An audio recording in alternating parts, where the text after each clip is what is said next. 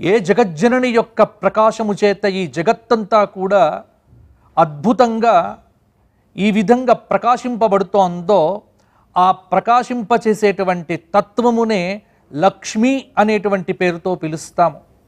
ఒకే తల్లి సత్వగుణ స్వరూపంతో ఒక రూపముగా, రజోగుణ రూపంతో ఒక రూపముగా, తమోగుణ రూపంతో ఒక రూపంగా సృష్టి స్థితి ప్రళయకేలిషు సంస్థితాయై తస్యై నమస్త్రిభువనైక గురోస్తరుణ్యై.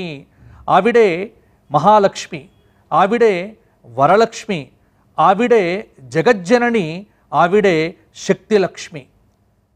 ఆ లక్ష్మీదేవత యొక్క అనుగ్రహము లేకపోతే ఈ జగత్తు లేదు. ఈ జగత్తులో ప్రతి వారు ఆ లక్ష్మీ అనుగ్రహం కావాలి అని కోరుకుంటారు.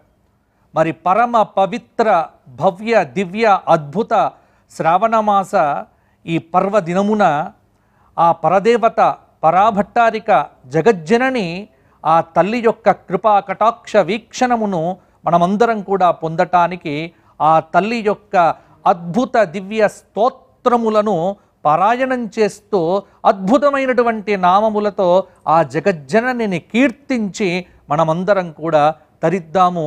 టీవీ ముందు కూర్చున్నటువంటి ప్రేక్షకులంతా కూడా భక్తితో నిండినటువంటి తన్మయ చిత్తులై ఆ తల్లి యొక్క స్తోత్రమును మీరు కూడా నేను ఇక్కడ నామము చెబుతూ ఉంటాను, నాతో పాటు ఇక్కడ ఉన్నటువంటి ఈ లక్ష్మీ దేవతలంతా కూడా ఇక్కడ కూడా ఇప్పుడు అష్టలక్ష్మీ స్వరూపంగా ఎక్కడ చూసినా లక్షతే సర్వో అనయా ఇతి లక్ష్మీ అని లక్ష్మీ భక్తి స్వరూపంగా ఇక్కడ భాసిల్లుతూ ఉన్నటువంటి ఈ అద్భుతమైనటువంటి వేదికగా మనమందరం ఆ తల్లి స్తోత్రములను స్తుతించి ఆ తల్లి అనుగ్రహమునకు పాత్రులమవుదాము.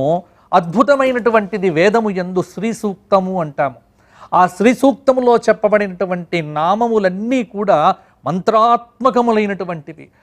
అటువంటి మంత్రమయములైనటువంటి నామములతో ఈ పరమ పవిత్రమైనటువంటి వరలక్ష్మి వ్రత దిన పర్వ శుభవేళ ఈ శుక్రవార అద్భుతమైనటువంటి సమయాన ఆ తల్లిని మంత్రాత్మకమైనటువంటి నామములతో స్తుతించి మనమందరం కూడా కృతార్థులమవుదాము.